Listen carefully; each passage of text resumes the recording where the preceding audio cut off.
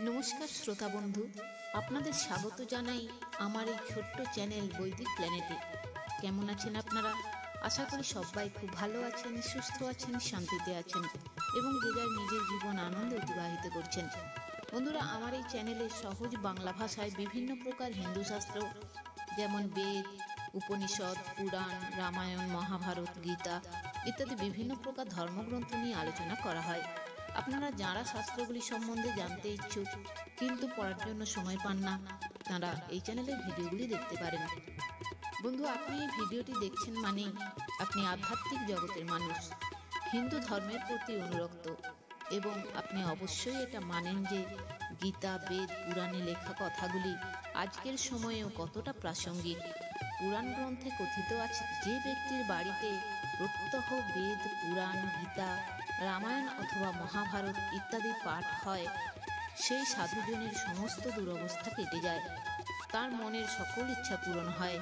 তাই বন্ধুরা, আপনাদের কাছে অনুরোধ, ভিডিওটি স্কিপ না করে অবশ্যই পুরো ভিডিওটি শুনবেন এবং কমেন্টে অবশ্যই আপনার মূল্যবান মতামত জানাবেন এবং চ্যানেলটি অবশ্যই সাবস্ক্রাইব করে রাখবেন এই ধরনের আরও নতুন নতুন ভিডিও পাওয়ার জন্য।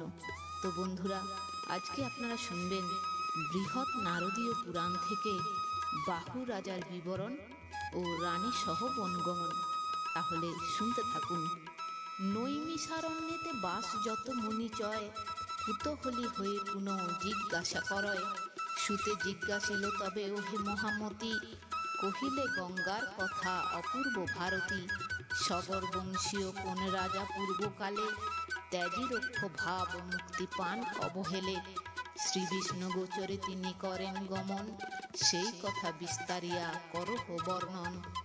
রাজা ছিল কোন দেশে সগর ভূপতি, কোথা তার জন্ম হয় কহ মহামতি। সুরধ্বনি জাহ্নবীরে এই ধরাতলে, স্তব করি ভগীরথ আনে অবহেলে। সেই সব বিস্তারিয়া করহ কীর্তন, শুনিতে বাসনা মনে হইল এখন। পিতার্থ তোমরা সবে পরম পণ্ডিত, মহাভাগ বলি খ্যাত ভুবনে বিদিত।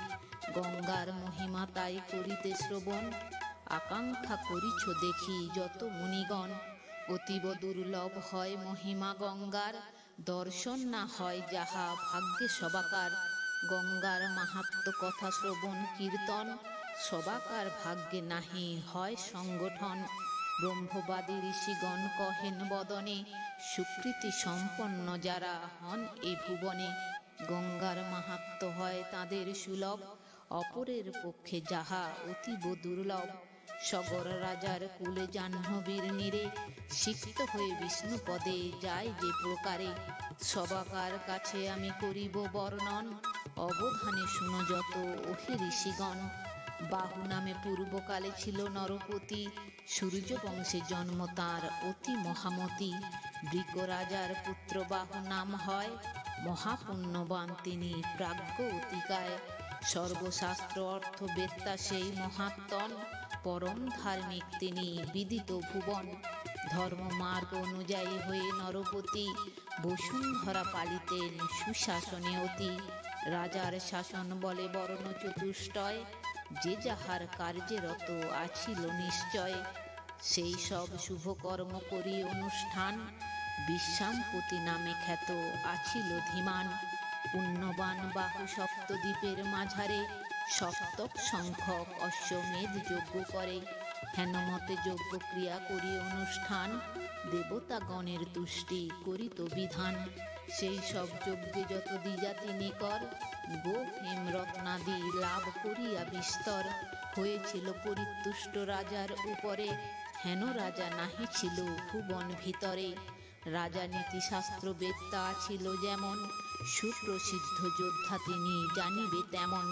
তাহার গভীর নীতিশক্তি দর্শনে, রাজ্যের পণ্ডিতগণ তুষ্ট ছিল মনে। সমর নৈপুণ্য তাঁর পরিদর্শন, পরাভূত হয়ে যত পরিপন্থীগণ। অবনত শিরে সব পুলকিত মনে, ঘোষণা করিত জয় আপন বদনে। বাহুর অসীম পুণ্যে ওহে মুনিগণ, রাজ্য তার হয়েছিল সুখ নিকেতন। বিনা চাষে শুনো তাঁর রাজত্ব মাঝারে, ফল ফুল জন্মিত প্রচুর আকারে। মেঘগণ যথারীতি করিত বর্ষণ, আর অনুকূল ছিল রবির কিরণ। বংশধরগণে সুখী করিবার তরে, শোষণ করিয়া রস অতি যত্ন করে। বারিদ কুলের সূর্য হতেন সহায়, রাজা আর বাহু সম নাছিল ধরায়। তাহার রাজত্বকালে যত প্রজাগণ, করিত পরম সুখে জীবন ধারণ। প্রকৃত রাজধর্ম করিয়াচরণ, করিত সতত বাহু প্রজারে পালন। দুষ্টের দমনে আর শিষ্টের পালনে, সাম দান ভেদ দণ্ড ইত্যাদি বিধানে। নরপতি রাজকার্য করিত সাধন, সুখেতে করিত বাস যত প্রজাগণ। মহৎ শাসন গুণে শ্রীবাহু রাজার, মহাসুখে প্রজাকুল কাটাইত কাল। নিরাপদে ঋষিকুল তপস্যাচরণে, সদাই নিযুক্ত থাকে যেমন বিধানে। যারা ছিল দ্বিজগণ রাজ্যের মাঝার, করিত আশ্রমোচিত আচার বিচার। সর্বশাস্ত্রবেত্তা ছিল বাহু নরপতি, সুলক্ষণ যুত অতি কৃতজ্ঞ সুমতি। এরূপে নির্বিঘ্নে বাহু ধর্মপরায়ণ, মনসুখে করিতেন স্বরাজ্য পালন। তবে এক ঘটনা ঘটে অবহেলে, অধঃপতনের কাল আসে হেনকালে। অক্ষুণ্ণ প্রতাপ তার করিয়া স্মরণ, অহংকারে মত্ত পরে হইল রাজন। পাপ অহংকার আসি মনের ভিতরে, আক্রমণ করে নৃপে কহিব কাহারে। সম্পদ গৌরব সুখ যাহা যাহা হয়, অহংকার হতে সব হয়ে যায় ক্ষয়।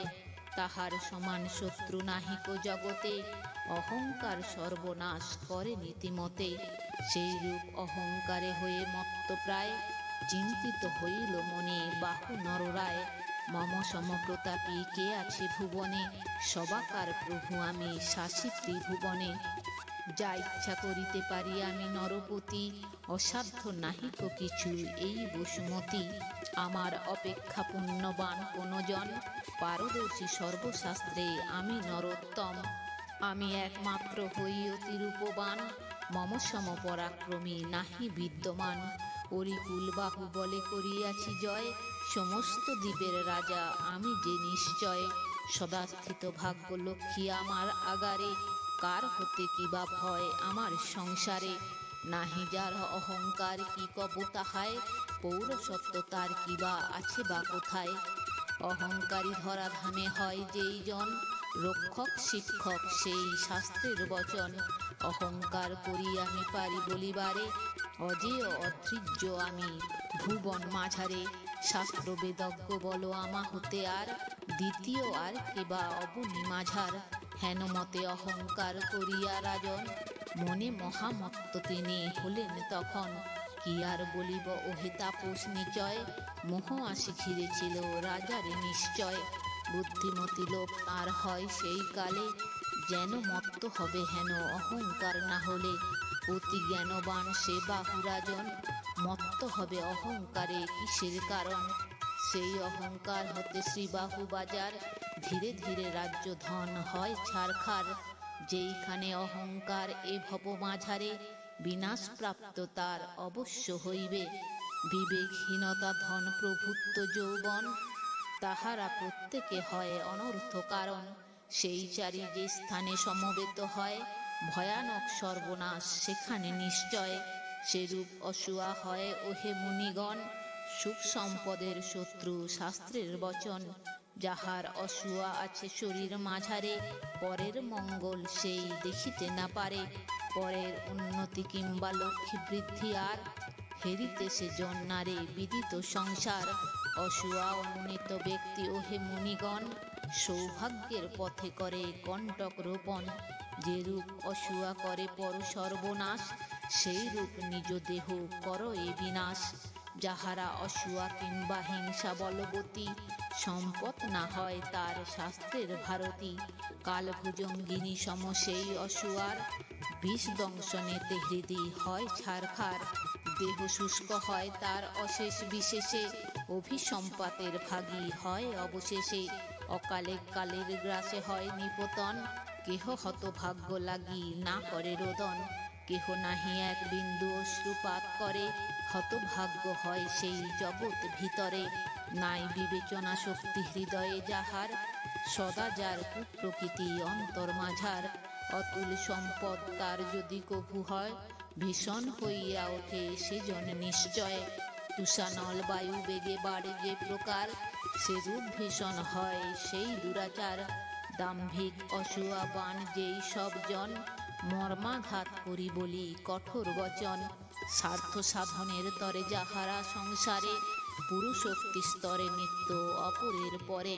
ইহলোক পরলোক সেই সব জন, সুখ সম্ভোগেতে কভু না হয় সক্ষম। তাদের জীবন ধারা বিড়ম্বনাসার, অমঙ্গল পদে পদে হয় অনিবার। অসুয়া বিষেতে পূর্ণ যে জনার মন, রূঢ় কথা কহে সেই সদা সর্বক্ষণ। ত্রিপুত্র বান্ধবাদী আত্মীয় তাহার, দাঁড়ায় বিপক্ষ হয়ে বিদিত সংসার। শুনো শুনো ঋষিগণ আমার বচন, সদা অনুকূল যারে প্রভু নারায়ণ। দিবানিশি বৃদ্ধি পায় সৌভাগ্য তাহার, কমলা আশ্রয় করে তাহার আগার।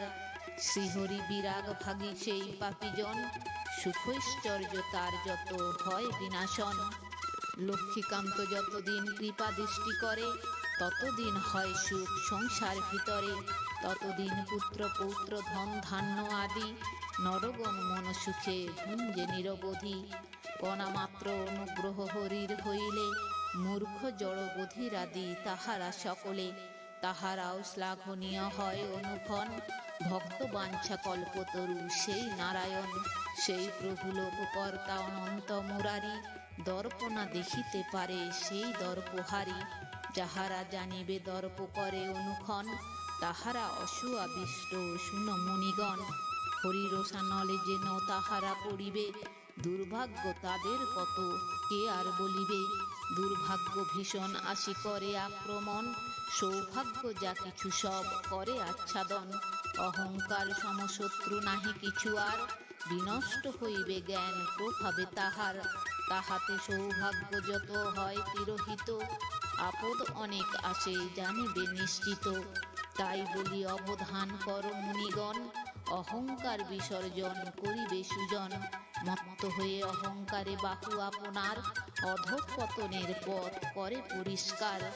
বাহুরা যায় অহংকার করে আক্রমণ, সর্বনাশ সন্নিহিত হইল তখন। মহাবীর বলি বাহু নিজ মনে মনে, যে দম্ভ ভাবিয়াছিল তার পরিণামে। অচিরে সে দম্ভ চূর্ণ হইল তাহার, প্রকাশিয়া সেই বার্তা কহিব বিস্তার। হই হয় ও তাল জঙ্ঘ বিদিত ভুবন, তাহাদের শক্তিমান বংশধরগণ। হইয়া প্রবল শত্রু উঠিল তাহার, তাহারা দুর্দান্ত হয় বিদিত সংসার। শ্রীবাহুর গর্ব চূর্ণ করিবার তরে, বিধাতা প্রেরণ করে আরতি নিকরে। সেই সব মহাবীর যাদব নিকর, বাহুর বিরুদ্ধে যাত্রা করিল সত্তর। তো বন্ধুরা, আজ এই পর্যন্তই। ভিডিওটি যদি ভালো লেগে থাকে তাহলে লাইক কমেন্ট শেয়ার করে আপনার প্রিয় মানুষদেরও দেখার সুযোগ করে দেবেন। এবং এই ধরনের ভিডিও আরও দেখার জন্য চ্যানেলটি সাবস্ক্রাইব করে পাশে থাকা বেল আইকনটি প্রেস করে দেবেন পরবর্তী ভিডিও নোটিফিকেশান পাওয়ার জন্য। সবাই ভালো থাকবেন, সুস্থ থাকবেন, আনন্দে থাকবেন।